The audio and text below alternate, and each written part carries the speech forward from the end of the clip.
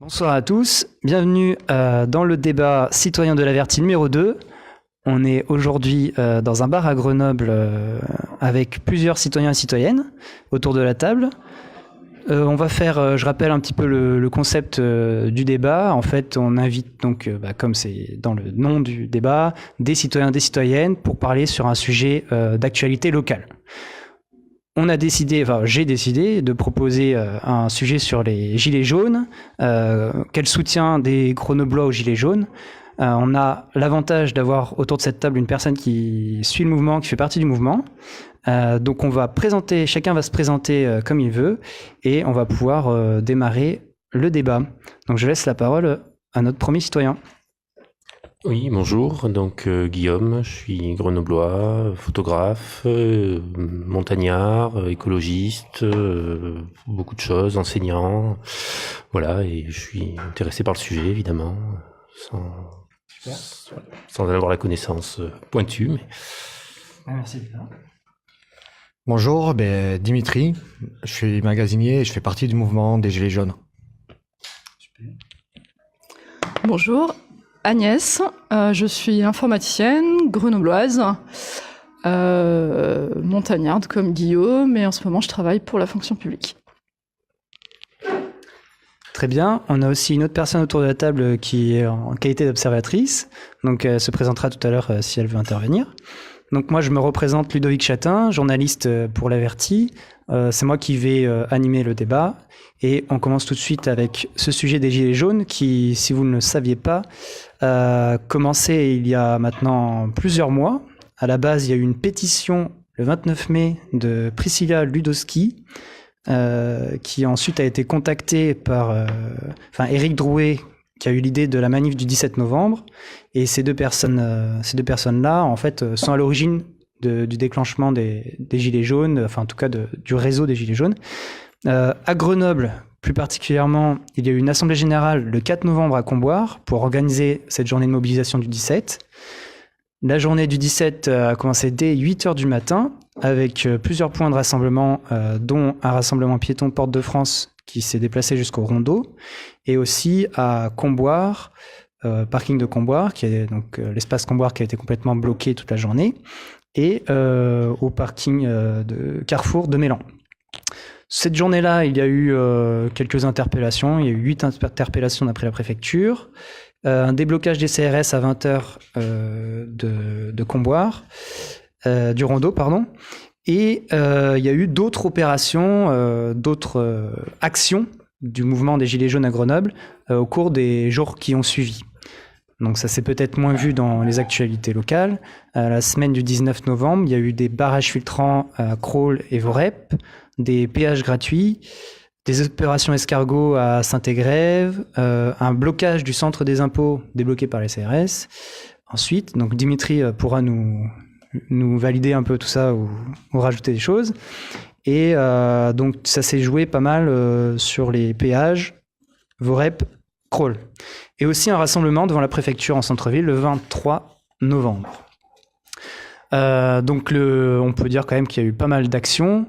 Dimitri, peut-être on va commencer avec toi, vu que tu connais bien le sujet. Où en est le mouvement aujourd'hui? Est-ce que tu peux nous dire déjà un petit peu ce qui se passe à Grenoble pour les Gilets jaunes? Déjà aujourd'hui, on a fait une opération au niveau du campus. On a ouvert des caisses au niveau du restaurant universitaire. On a offert à peu près une centaine de repas aux étudiants, suivi d'une AG avec les Gilets jaunes et les étudiants. D'accord. Parce qu'ils sont aussi concernés par le mouvement, parce que la vie chère, il y a les APL, le carburant, ça a été la goutte d'eau. Et après, c'est devenu vraiment sur le pouvoir d'achat et quand on est saturé. En gros, je crois qu'en 1 an et demi, on a dû perdre entre 300 et 500 euros de pouvoir d'achat suivant certaines études. D'accord. Donc, est-ce que autour de la table, il y a d'autres personnes qui ont participé au mouvement des Gilets jaunes? Non, pas du tout. Est-ce que vous pouvez nous expliquer un peu quelle est votre vision actuelle du mouvement, de ce que vous avez pu voir ou entendre sur les Gilets jaunes? Quelle est votre opinion actuellement? Alors, moi, je suis assez distanciée de ça. par rapport au fait qu'au niveau du carburant, je me sentais pas du tout concernée. Au niveau perte de pouvoir d'achat, pour moi, c'est très difficile de juger. Moi, ma perte de pouvoir d'achat cette année, elle est de 1 000 € par mois. Parce que j'ai changé de travail pour des raisons personnelles. Au niveau du suivi du mouvement, je vais raconter une anecdote qui m'a beaucoup amusée. C'est que mon frère est à l'étranger actuellement. Il est au Kazakhstan, sur une base vie pétrolière. Et la vision du Kazakhstan qu'ils ont du mouvement Gilets jaunes aujourd'hui, ils lui ont dit « Mais tu rentres en France quand t'as terminé ta mission ici ? T'as pas peur ? Non, parce que c'est un peu la guerre civile dans ton pays. » Et ça m'a un peu fait rire, et ça m'a un peu inquiétée aussi. Parce que moi, j'ai pas du tout cette vision-là. Pour moi, je comprends l'inquiétude des gens, je comprends les manifestations, je déplore qu'il y ait eu des débordements. Je pense que beaucoup de gens le déplorent. Mais en tout cas, j'ai pas l'impression qu'on en soit là. Et j'espère qu'on n'en sera pas là.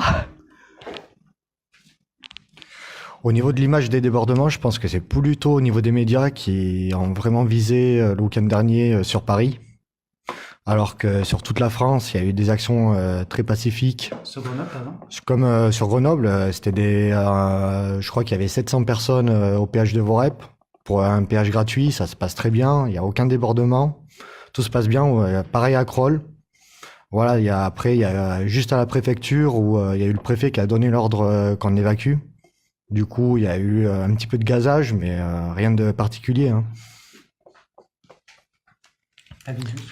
Oui, moi j'avoue, au début, enfin dans les premiers temps un peu comme Agnès, dans les premiers temps du mouvement où je voyais uniquement une réclamation sur le prix de l'essence, j'étais, on va dire, opposé même à cette demande-là, qui était la seule chose qui ressortait au début.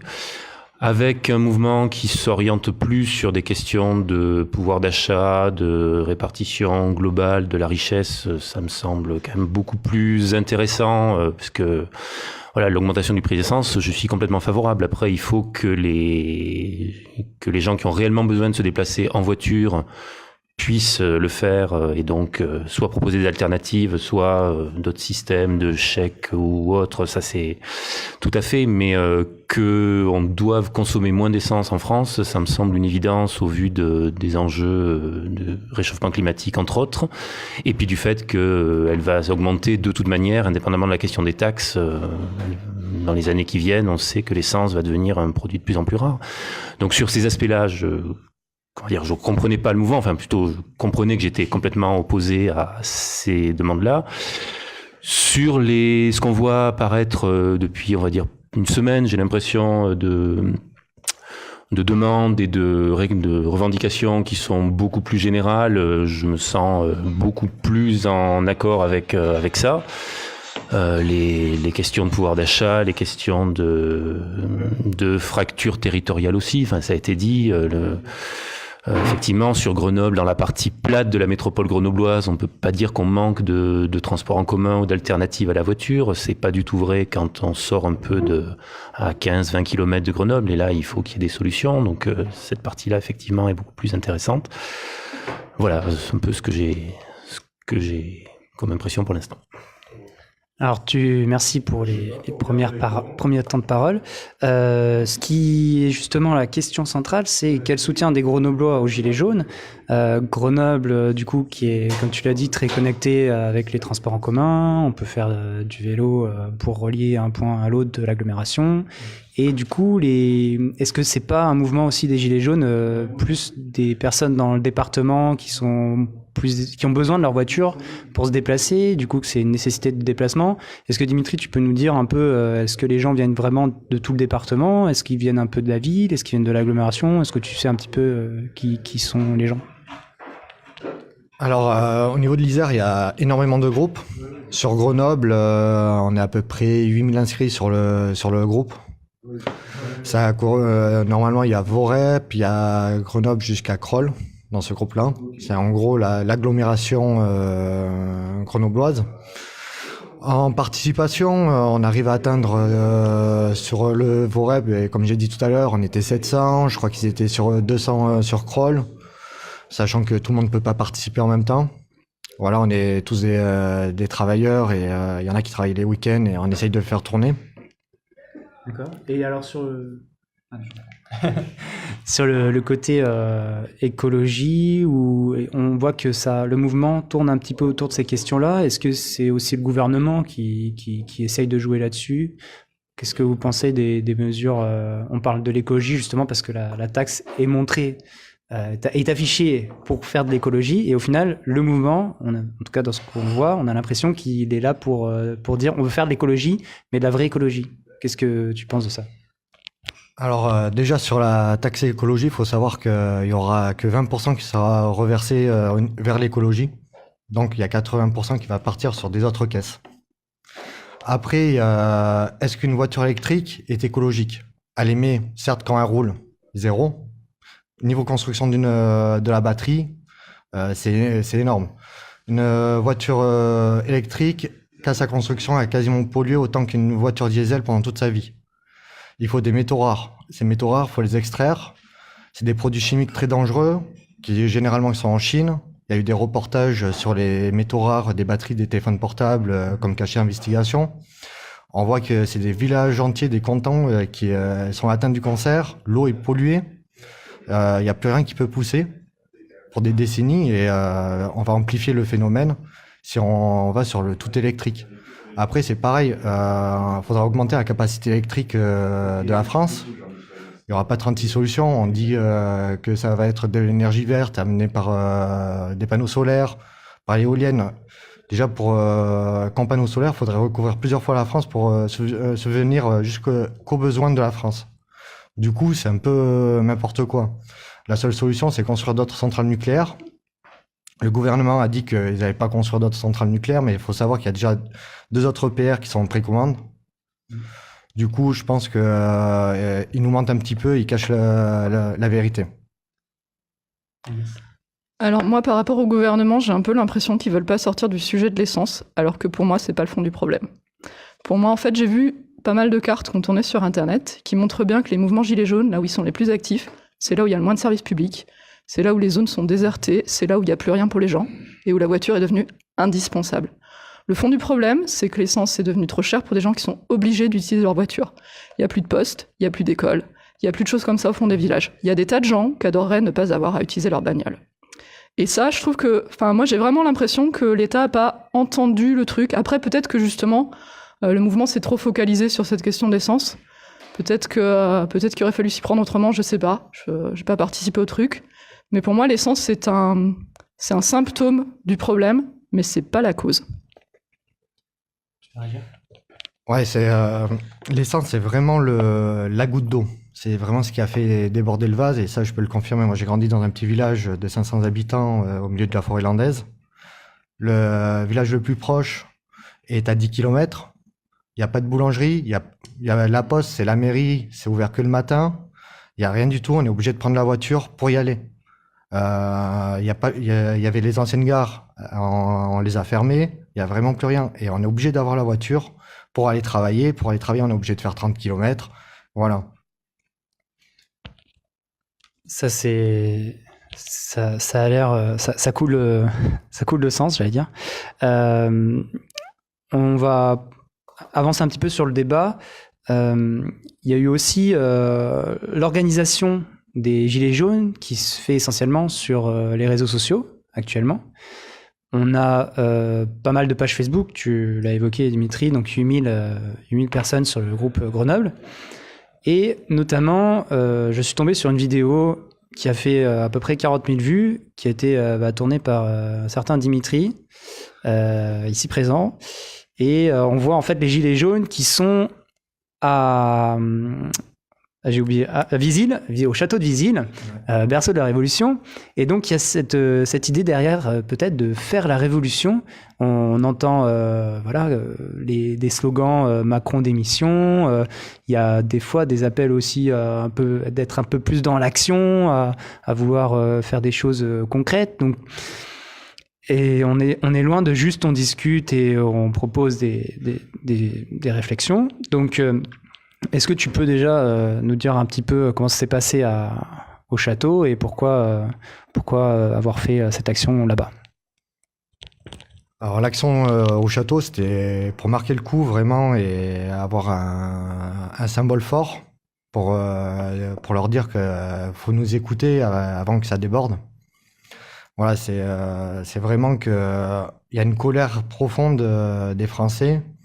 On a l'impression que le gouvernement fait le sourd, nous entend pas. On a beau leur parler des choses, ils reviennent sur leur cap, ils veulent pas bouger. Et s'ils continuent comme ça à s'entêter, ben la colère va devenir de plus en plus forte. Après, ça sera plus dur d'éteindre la colère qu'à l'heure actuelle. Faut qu'ils fassent des gestes assez rapidement avant que la colère, quand on puisse plus faire machine arrière. Est-ce que vous voulez réagir sur le thème est-ce qu'on est au début d'une révolution ou pas quand on n'est pas dans le mouvement? Qu'est-ce qu'on en pense? Je n'ai aucune idée. Je ne peux pas faire un pronostic de ce point de vue-là. Ce qui m'interroge, c'est personnellement, je suis pas du tout surpris par ce gouvernement.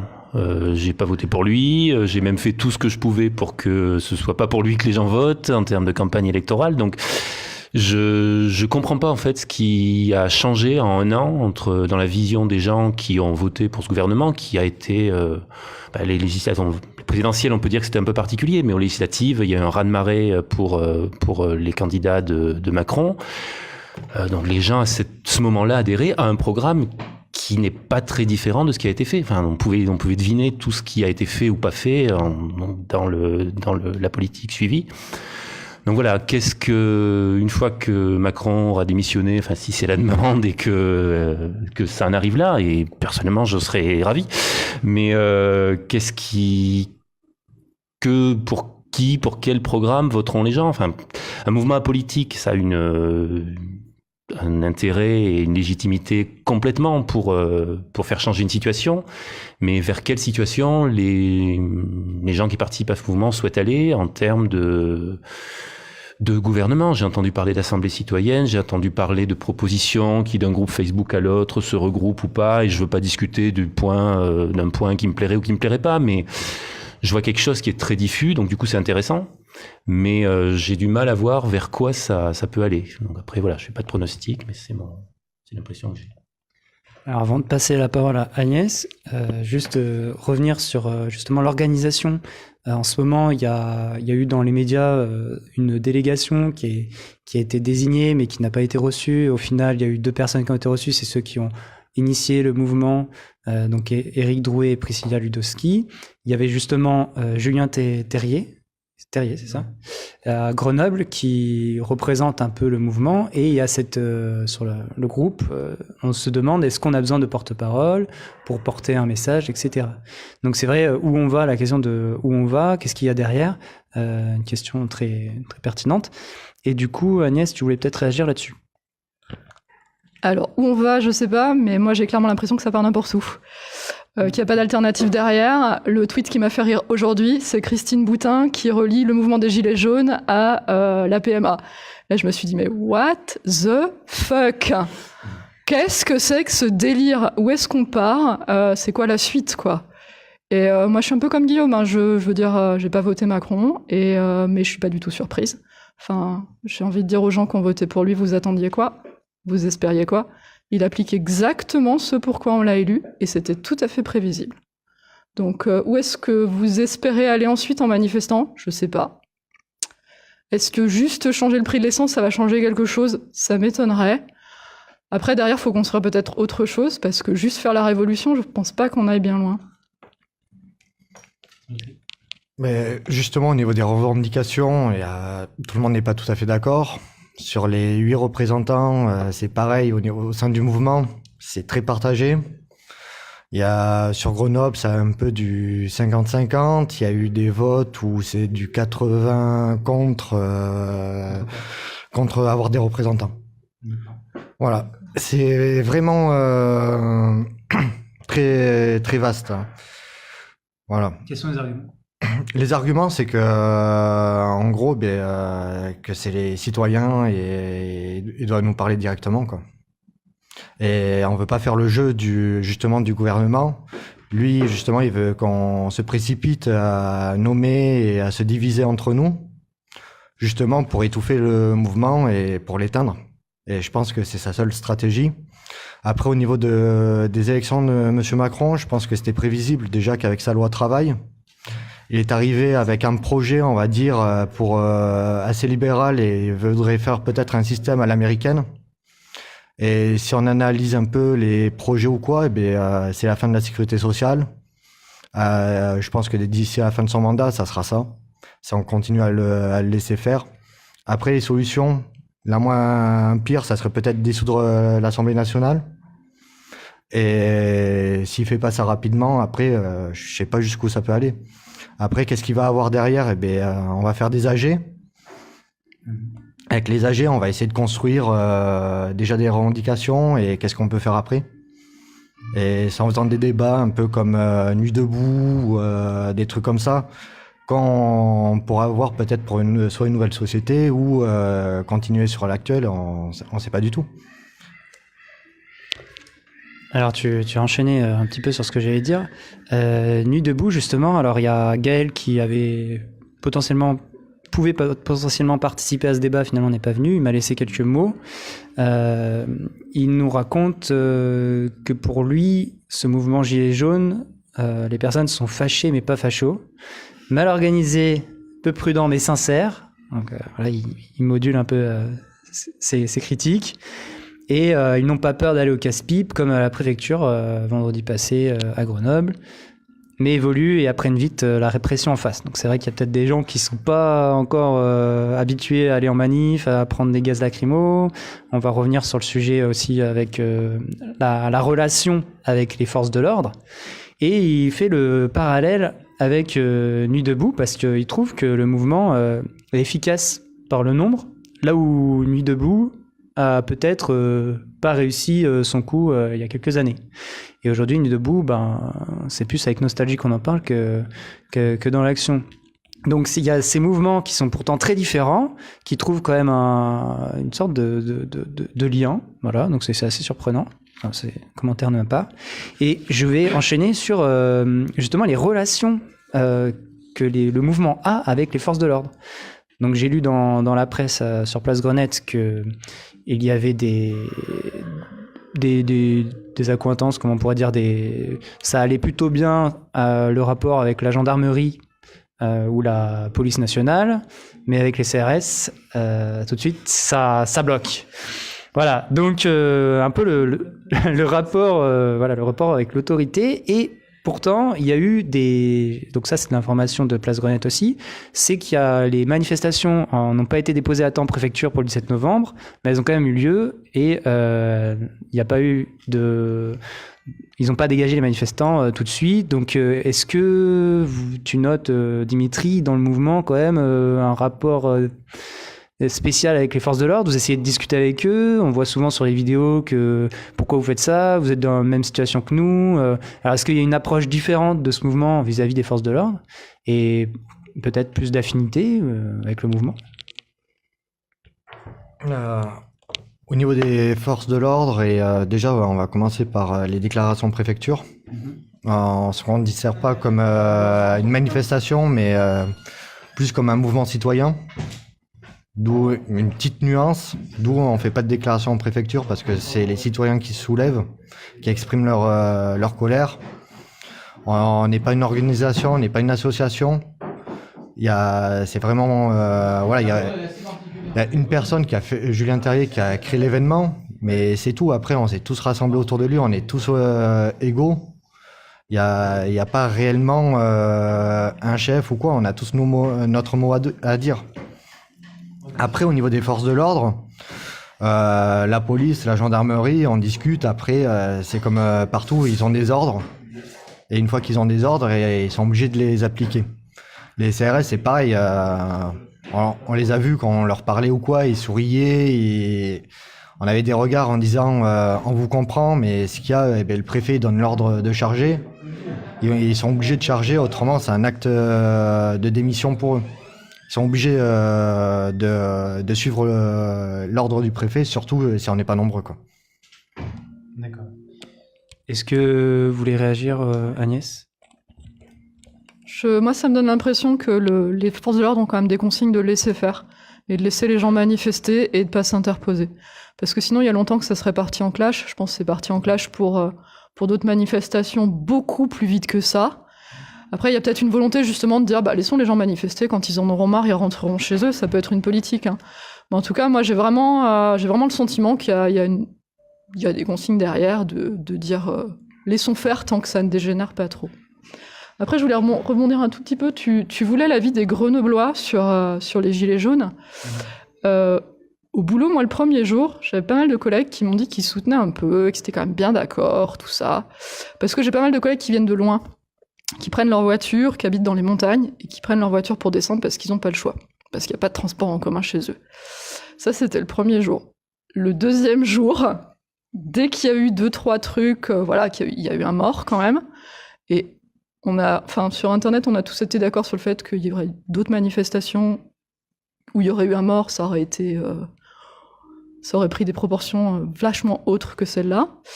Et là, du coup, les gens étaient moins côté sympathisants. Clairement, ils se sentaient un peu plus distanciés de ça, ils n'avaient pas trop envie de soutenir, parce qu'ils avaient peur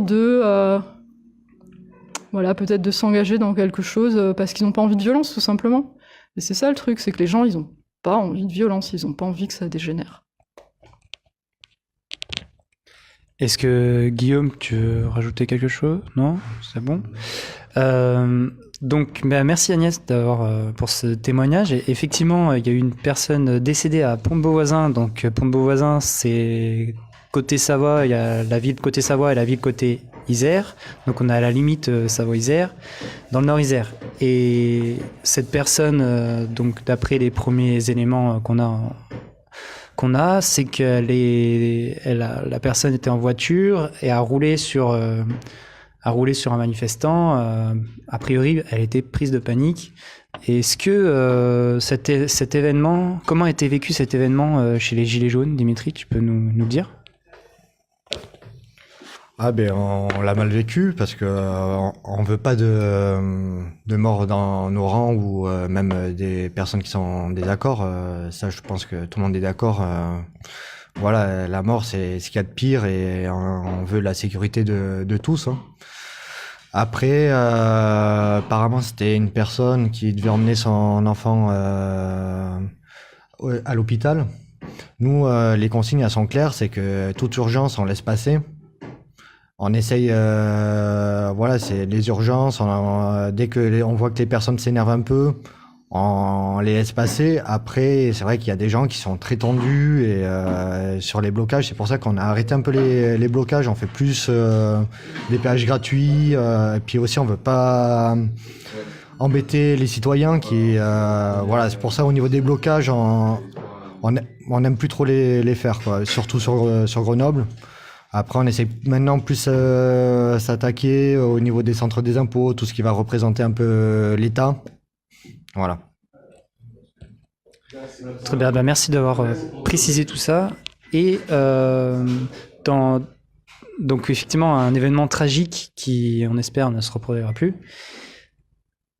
On a aussi un communiqué officiel qui a été écrit le 26 novembre par les Gilets jaunes. Et dans ce communiqué officiel, on parle de référendum populaire.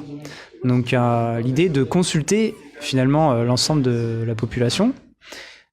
Alors sur quel sujet, on ne sait pas encore, mais en tout cas il y a cette idée de faire participer le plus de monde possible. Donc si par exemple le référendum était sur la baisse de taxes pour les ménages modestes, qu'est-ce que vous en penseriez? Est-ce qu'un référendum, c'est encore possible en France parce que ça fait depuis des années qu'il n'y en a pas eu? Est-ce que Guillaume, tu aurais quelque chose à dire là-dessus? Oui, sur un référendum qui dirait la baisse de taxes pour les ménages modestes, je suis prêt à voter pour, mais qu'est-ce que ça implique derrière? Est-ce que ça veut dire qu'on va augmenter les taxes pour d'autres? Est-ce que ça veut dire qu'on aura moins de services publics encore alors qu'il y en a déjà? Enfin, j'ai du mal à voir une question à laquelle on pourrait répondre par oui/non, qui, on va dire, résumerait le mouvement ou résumerait les demandes du mouvement. Il y a plein de choses sympathiques et dans les revendications qu'on lit, mais qui me dérange, qui me rend très, très dubitatif, c'est qu'elles sont pas forcément toujours cohérentes entre elles, dans un même texte, mais aussi d'un groupe à l'autre, et traduire ça en une seule question. Si la question c'est voulez-vous une société plus juste, plus écologiste, avec moins d'injustice, moins de gens qui ont du mal à vivre, on peut que voter pour. Mais comment on fait derrière ? Si la question c'est qui doit payer des taxes, tout de suite on va rentrer dans des sujets beaucoup plus difficiles. Est-ce que les taxes doivent être payées par les entreprises, par les particuliers ? La TVA, qui est un impôt injuste, on le sait tous depuis longtemps, puisque le taux est le même pour tous, c'est un mauvais impôt. L'impôt sur le revenu est bien meilleur de ce point de vue parce qu'il est progressif, le taux est progressif. Mais c'est des questions qui me semblent difficiles à résoudre par un référendum. Merci pour cet avis. Effectivement, il y a peut-être beaucoup de choses revendiquées, une colère un peu générale. En tout cas, le mouvement est en cours. Est-ce que l'état des troupes est encore frais, Dimitri ? Après, c'est vrai qu'en semaine, c'est assez dur parce qu'on est tous un peu, faut le dire, hein, généralement, c'est les personnes, quand en fin de mois, c'est assez dur, on est déjà le 20, on est dans le rouge. Du coup, louper des journées de travail, c'est très compliqué pour nous. Après, voilà, c'est qu'on regarde les week-ends, et le week-end, ça revient, c'est tous les week-ends, ça va revenir, et ça sera ça jusqu'à la fin. C'est samedi, dimanche, il y aura du monde, et voilà. Ça va pas s'arrêter comme ça. Il y aura aussi du monde en semaine. Il y aura, sur Grenoble, on fait juste des petites actions en semaine. On arrive à avoir entre 50 et 100 personnes suivant les actions. D'accord, donc ce que tu nous dis là, c'est vraiment que le mouvement est parti pour durer, malgré l'hiver, malgré le froid, malgré toute l'adversité. On va avancer un peu dans le débat et je vais introduire une nouvelle question sur les journalistes. Donc, je suis moi-même journaliste et on a vu dans les médias quelques situations critiques, mais aussi j'ai noté aussi quelques compliments. Donc, on va commencer par les compliments adressés à des journalistes. Nous saluons les médias et les journalistes traitant ce mouvement avec objectivité et impartialité. Il est important de le reconnaître car ce n'est pas le cas de tous. Donc ça, c'est issu du communiqué des Gilets jaunes. Donc, il y a quand même cette drague peut-être, hein, je ne sais pas. Et aussi, j'ai noté un commentaire sur La Montagne, page Facebook de La Montagne. Bravo La Montagne de montrer le vrai visage de ce mouvement. Donc, il y a quand même des personnes qui trouvent que les médias font bien leur travail, mais on a aussi totalement l'inverse, et ça a été montré avec BFM TV à Toulouse, je crois, qui a été vraiment pris à partie. Il avait 2 gardes du corps et des gens l'auraient un peu coursé pour se faire un journaliste. C'est ce qui est marqué dans son témoignage du journaliste interviewé. Donc du coup, par rapport aux médias, comment se positionnent les Gilets jaunes, et pour vous, comment les Gilets jaunes devraient se positionner pour être bien perçus aussi des médias. Donc encore une fois, Dimitri, merci d'être là, parce que c'est toi qui apportes beaucoup d'informations, mais on pourra réagir, chacun donner son avis sur le sujet.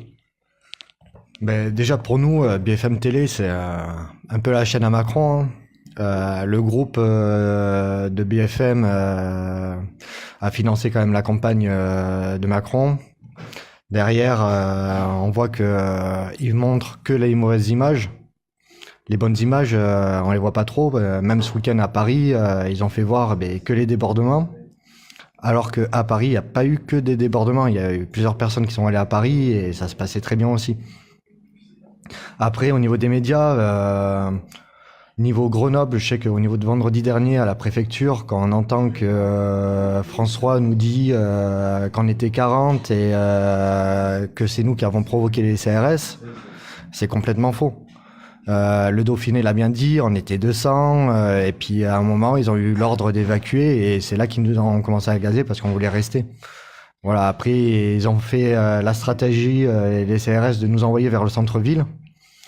Et c'est vrai qu'en envoyant vers les gens vers le centre-ville, je pense pas que c'était la bonne technique vraiment pour éviter soit des débordements ou quoi.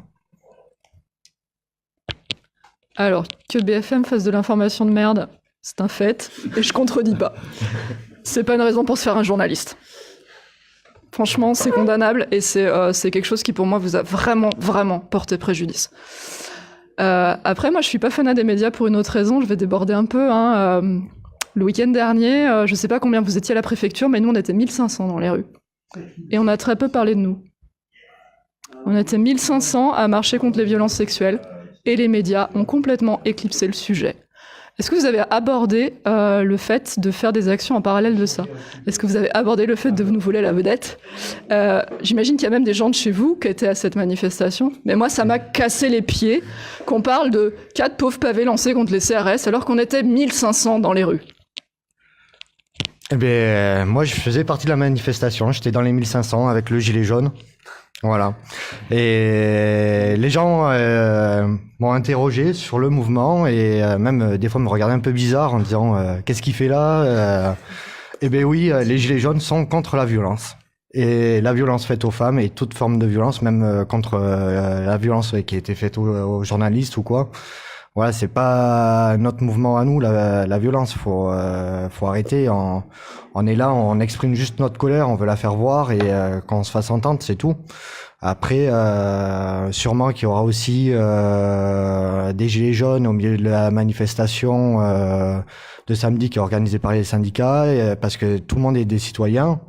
Et voilà, je pense qu'on est déjà, samedi dernier, on devait être une trentaine de gilets jaunes à l'intérieur de la manifestation. Je pense que c'est déjà bien. Oui, j'ai deux choses sur cet aspect-là. Donc, le premier, c'est que je pense qu'il faut pas. C'est le problème de ce mouvement, mais c'est pas la faute du mouvement. C'est de généraliser les mauvaises actions qui peuvent se passer partout en France. Et il y en a eu, et voilà, j'en ai dénoncé certaines, mais je suis persuadé que c'est pas représentatif, effectivement, de l'ensemble des participants au mouvement. Mais par contre, c'est un peu inévitable, je dis pas que c'est bien, mais c'est inévitable que la presse, une partie de la presse, et en particulier BFM TV, reprennent ces éléments-là qui sont ceux qui font de l'audience, qui les arrangent sans doute politiquement aussi. Et je n'ai pas participé, j'en ai déjà dit, à ce mouvement de Gilets jaunes, mais j'étais dans une bonne partie des manifestations contre la loi travail il y a 2 ans. Et j'ai aussi eu l'impression que la presse ne parlait que de la casse, qui n'était pas le fait des milliers de manifestants, mais de quelques dizaines, quelques centaines au maximum, et qu'on ne parlait que de ça, et que c'était finalement ce qu'on en retenait. Et c'est sans doute aussi ce qui a fait que les manifestations à cette époque n'ont pas eu d'effet. Donc j'ai pas de solution, mais je suis bien embêté aussi pour à la fois qu'on peut que dénoncer les actions d'agression ou autre quand il y en a, mais les choix éditoriaux des chaînes de télé ou des médias sont pas forcément ceux des journalistes sur le terrain et sont pas non plus le reflet de l'ensemble du mouvement, j'en suis bien persuadé. Merci pour ces réactions. Alors je vais réagir aussi en tant que journaliste pour Agnès, que l'Averti n'était pas présent à cette manifestation pour des raisons de disponibilité. Et donc l'Averti, est somme toute modeste et en devenir. C'est vrai que la question se pose sans doute mieux pour des grands médias. Donc on a évoqué France 3, on a évoqué le Dauphiné. Voilà, donc chaque média fait ses choix éditoriaux et effectivement BFM TV a fait un choix éditorial à Paris très branché sur les images violentes, voilà. Mais on peut voir heureusement d'autres alternatives, des médias différents. Je vais citer Brut avec Rémi Bussine qui lui a fait 11 heures de live vidéo. Donc là sur Facebook on est à 45 minutes, donc on est petit joueur. Mais lui il a fait 11 heures de live vidéo toute la journée et c'est vrai qu'il va chercher les images un peu brutes. Pour revenir sur les autres mouvements qui ont lieu en même temps, il y a eu aussi des manifs des infirmières. Il y a eu d'autres manifs, d'autres corps de métier, et donc ça pose la question des convergences de ces mouvements. Et donc, est-ce que il y a des pistes de convergence? Alors, avant de répondre à cette question, nous allons dire au revoir à Guillaume qui s'en va. Est-ce que tu as un petit mot pour partir? Non, voilà. Eh ben merci d'être venu. Merci Guillaume d'être venu. On va finir le débat encore une dizaine de minutes. Et donc, qu'est-ce que je disais sur la convergence des mouvements? Voilà. Est-ce que justement, donc Dimitri, toi, tu as fait les deux mouvements. Est-ce qu'au bout d'un moment, il va y avoir convergence? Est-ce que c'est une question qui pourrait se poser? Est-ce que, en tant que personne qui ne participe pas au mouvement des Gilets jaunes, on aurait envie d'essayer de faire une convergence ou pas? Et c'est la même question qui revient souvent, celle d'une grève générale ou de convergence, etc. Alors, au niveau des convergences, oui, il y a des convergences sur tous les points. Comme pour les ambulanciers, on est contre l'article 80. Comme pour les syndicats, on demande des augmentations de salaire, les retraites. On a vraiment plein de convergences. Après, le mouvement se dit apolitique, asyndical. À un moment, peut-être faudra évoluer et peut-être tous se tenir la main, faire le nombre. Et je pense que c'est en étant unis qu'on va réussir à faire plier le gouvernement. Je pense qu'on peut commencer à se poser la question. Faut que la question se mûrisse. Mais je sais qu'il y a déjà des contacts qui sont pris, des échanges. Et le mouvement des Gilets jaunes appelle à une grève générale.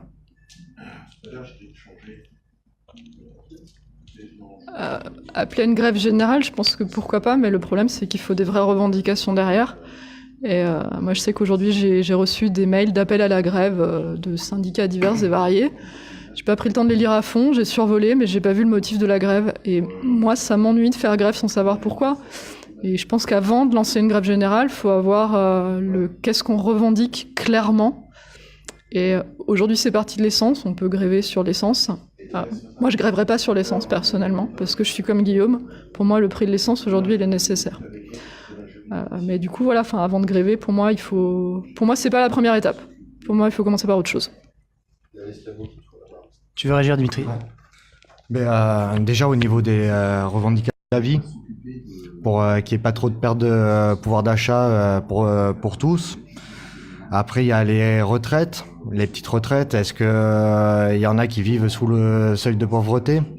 Est-ce qu'en France, on a le droit de vivre en dessous de ce seuil de pauvreté? C'est des questions qu'on peut se poser et je pense que ça serait légitime de faire des grèves là-dessus. Et je pense que normalement, on ne devrait pas avoir trop de pauvreté en France, vu toutes les richesses qu'on a et que certains se gavent bien dans les poches au niveau des bourses et tout. Voilà. Alors, je vais enchaîner quand même sur le commentaire qu'on a sur Facebook de Chris qui nous dit qu'il est d'accord avec Agnès. Il pense qu'il faut nuancer le fait que pour les Champs-Élysées, par exemple, la journaliste se fait insulter, mais il ne faut pas généraliser l'état d'esprit d'une colère qui peut parfois sortir de sa ligne de conduite.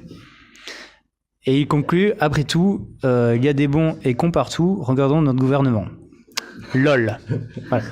Merci pour ce commentaire.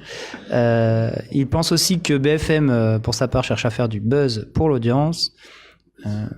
Voilà, donc on est quand même sur un constat que BFM cristallise en tout cas la colère des manifestants. Après, il n'y a pas que BFM aussi, et ça peut être une question plus générale pour revenir sur la question du journalisme. Voilà, je pense qu'on a pas mal bossé sur le sujet. Merci d'être venus à ce débat. Donc Guillaume est parti, Agnès et Dimitri. Si vous le voulez bien, nous allons faire un petit exercice de sélection pour le prochain thème mensuel de l'Averti. Donc en décembre, il y aura un nouveau thème mensuel qui va être traité donc, par mes soins. Ce mois-ci, c'était le thème « Les vols de vélo à Grenoble, une fatalité ?» Du coup, vous pouvez suivre sur les réseaux sociaux Facebook, sur Twitter et aussi en newsletter. Donc sinon www.laverti.fr avec un Y, vous trouverez tous les liens.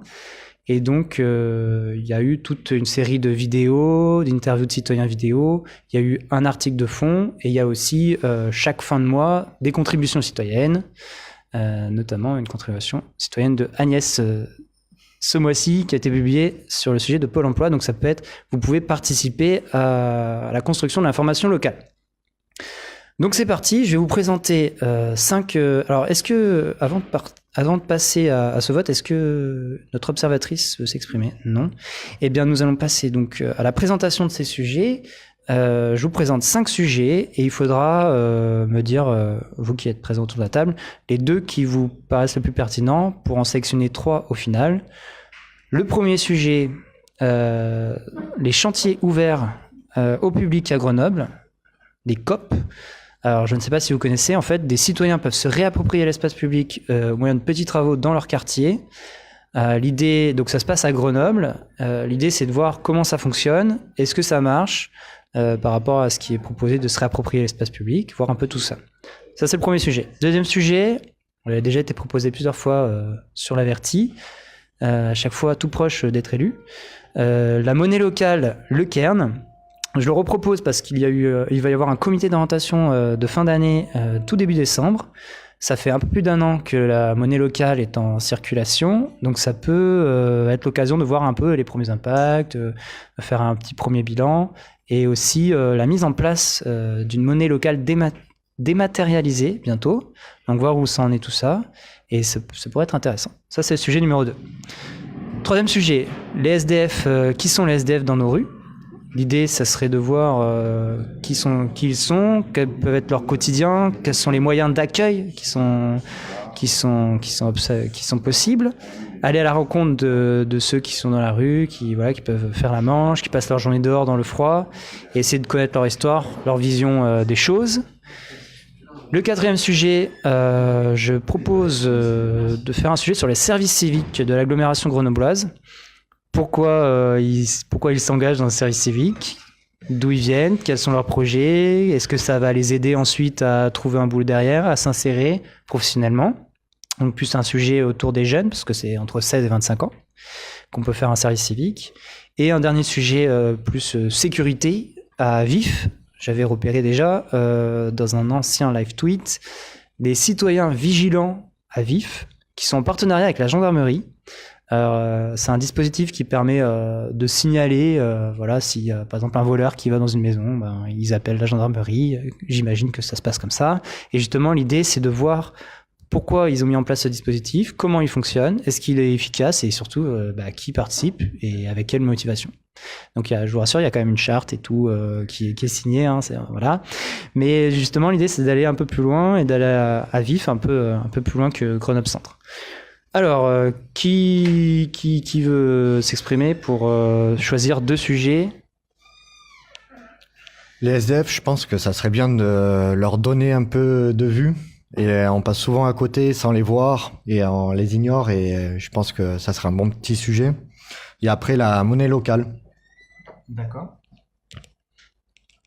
Alors, les SDF également, moi je suis très d'accord pour désinvisibiliser ces gens.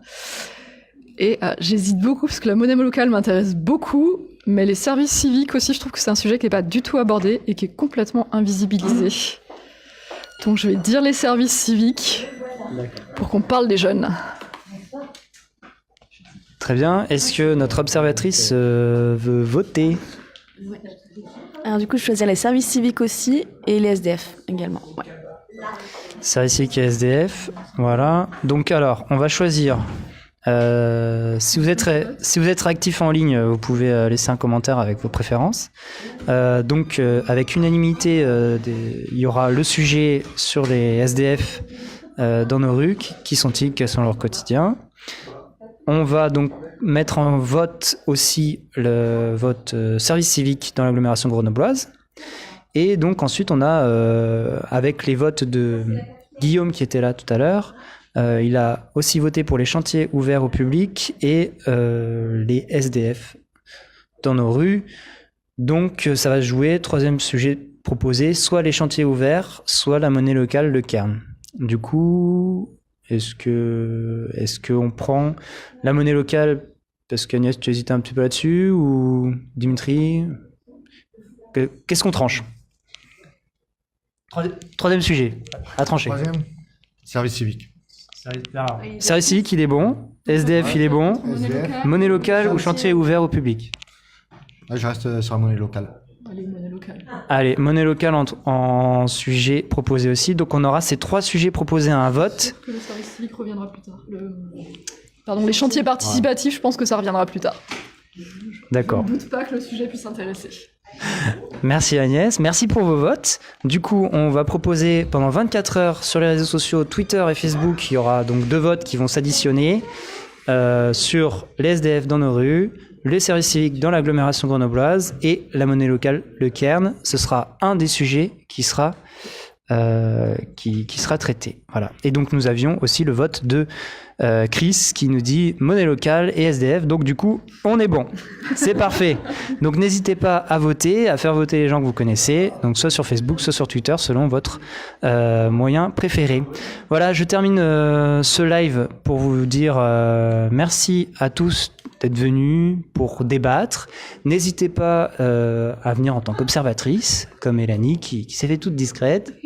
Et vous pouvez rejoindre ces débats citoyens une fois par mois à suivre sur les réseaux sociaux. Donc pour ma part, je vais donc terminer le mois sur les vols de vélo à Grenoble par une petite publication multimédia qui sortira à la fin de la semaine. Vous avez aussi à 18h, donc il est 18h, donc normalement sur les réseaux sociaux vous allez avoir une publication programmée avec une nouvelle contribution citoyenne sur le prix d'un genou après la rupture des ligaments croisés. Donc voilà. Et demain, une autre contribution citoyenne, parce qu'on est en pleine semaine de contribution citoyenne.